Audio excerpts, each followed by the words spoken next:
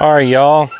So, anyway, I'm sure a lot of you already know that we're in a gas shortage right now.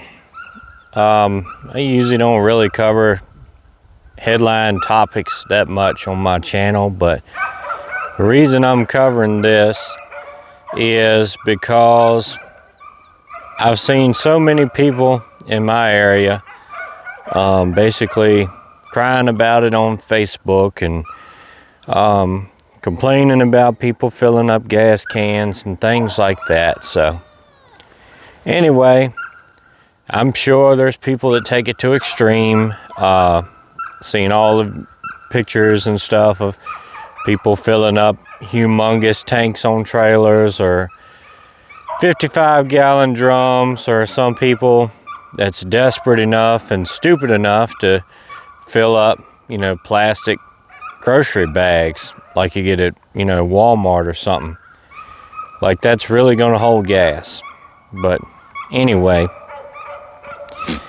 so people was crying about that, and I usually don't comment much on Facebook and stuff either, but I just had to, so I made my own little post and I said, you think that the gas shortage is bad, just wait until there ain't no food in the grocery store. That's when people are gonna lose their mind. Right now, the gas around here is not extinct. It's a little hard to find, but you can find it and you're gonna pay a little bit more, but it's not that big of a deal. Right now, power grid's up, all that fun stuff, so you shouldn't be running generators and things. So, all you need gas for is your car and lawnmower and stuff. If you don't have any gas, it's not a life-threatening ordeal. Power grid's up, so if it goes out and, if you run out of gas and you're not running the generator, the power's still on, so you're not losing your freezer stuff and your refrigerator stuff and all of that kind of stuff. Is it inconvenient? Yes. If you don't get gas to mow your lawn, is that inconvenient? Yes. Is it life-threatening? No. So, I used to think people in my area were smarter than they are, but these past couple years has exposed a lot of people, I guess you could say. But anyhow, as preppers, you should already have, gas squared away. I'm not saying don't top off, because I topped off too. But see, here's the deal. You can store a little bit of gas. You can store enough to fill your vehicle, one more time or two times, or however much you want, however far down the rabbit hole you want to go. But anyway, most vehicles' gas tank holds between 15 and 20 gallons. Some hold a little more, some hold a little less. So if you stocked 3 5-gallon cans full, you'd be pretty squared away. If you had 4, which I've got 4, you're doing pretty good there, I think, in my personal opinion, because it depends on what you're running and what you're planning on doing. If you got a car like most people do that gets good gas mileage, 25, 30 miles to a gallon, you can go for a long time on that tank of gas, and if you store extra gas. If you got a heavy duty, ton truck that gets 10, then you might need gas a little more than the next person. So take all that with a grain of salt. Also, these people that are so worried about gas, most of them, I can't guarantee, but I can pretty much figure that they're not preppers, they're not preparedness minded. So why do you need the gas so bad? Where are you going to go? What are you going to do with it? If you're not preparedness minded, it's not like, hey, I need everything full in case I need to bug out. That doesn't cross their mind. I mean, probably the majority of them just want a full tank because of the fear mongering that the media is doing, and so they can just go out to eat or whatever, or go to the grocery store every single day and get what they're going to eat that night. A lot of people do that. I mean, I don't understand why you would do that, but a lot of people will go every day or every 2 days and stop at the grocery store to get, you know, whatever they need for the next day. They're only about a day or two ahead. I can't find the logic in that. You should have a bare minimum of a week's worth of food, water, whatever things you need, all your hygiene products, baby diapers, formula, you know, everything like that. But a lot of people don't.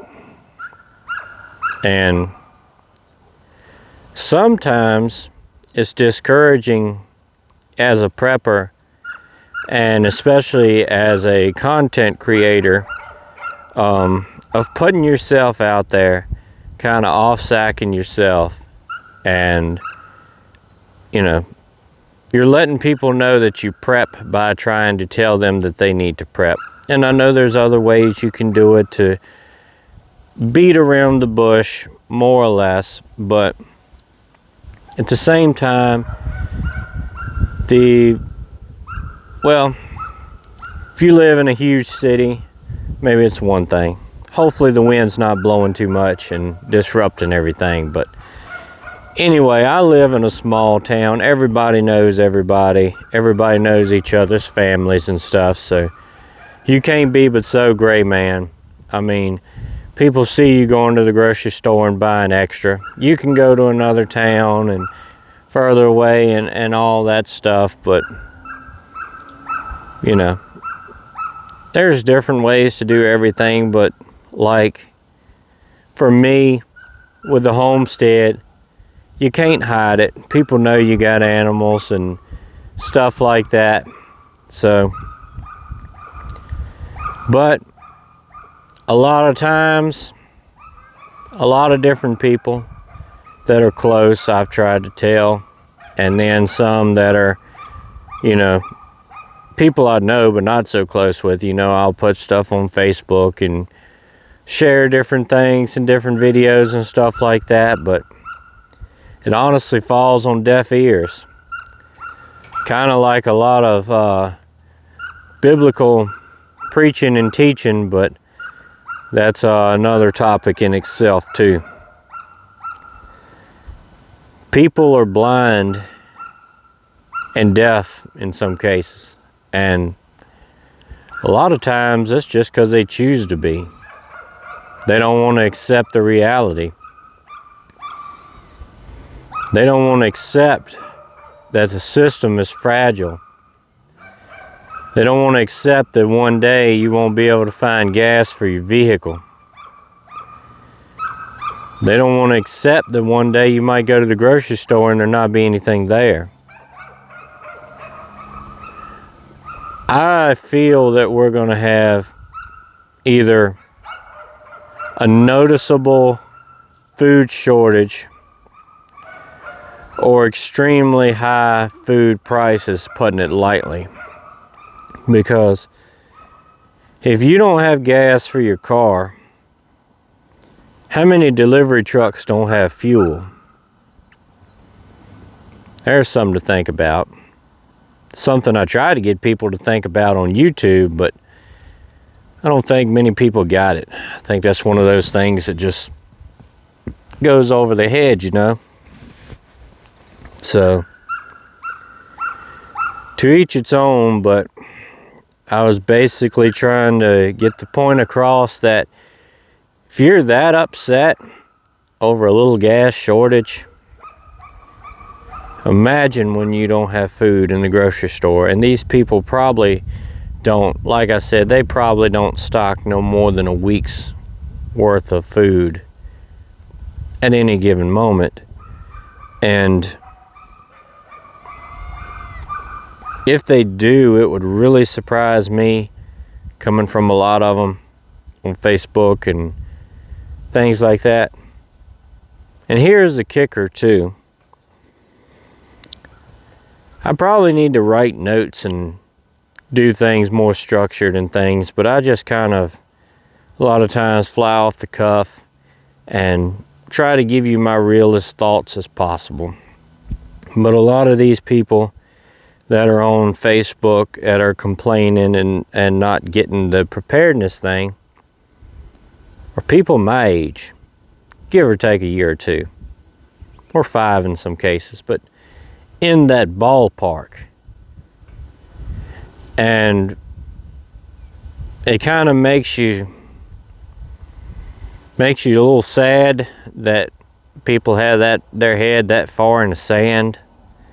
And my generation just grew up so entitled that it's not funny, that somebody has always been there to provide whatever thing they need in life, and they expect it. Just like when they go to the gas pump and it's nothing there, well, they get upset. Well, how did somebody get it and not leave it for me? How come I don't have any? Because the early bird gets the worm. You weren't smart enough to prep it. So it's just, like I said, I'm in the millennial generation. I'm 28, but I didn't grow up like most millennials did. So I think you should prep. Keep your tanks as full as possible. Half a tank or so, fill it up. Keep 3 to 4 or 5 gallon cans. You can rotate them out, or if you don't want to do that, you can get Stable, I think it's Stable or something it's called. You put it in the gas and it helps it last longer. Store it in a cool, dry place, makes it last longer. All that fun stuff. And I think you should get ready for inflation and higher food cost and everything that goes along with that. You know, I say it, a bunch of other preppers say it, and there's a reason for that. I mean, being in prepping and content creating, there's only so many things that you can talk about that is prepping related, and most preppers are talking about the same thing, because that is how you prep. You store things you need. You store things you think you're going to need.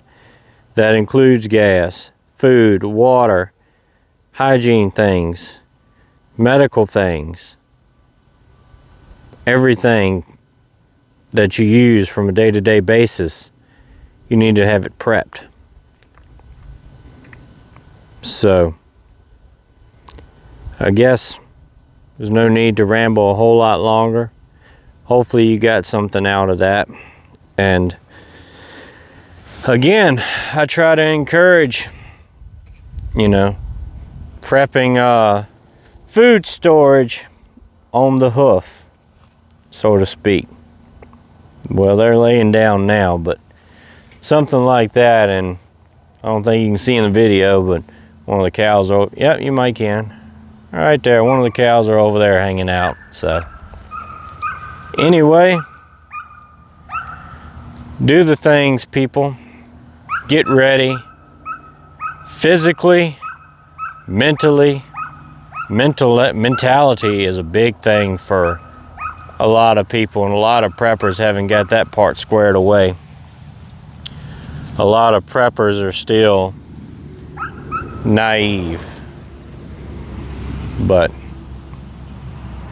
anyway, prep physically, mentally, spiritually.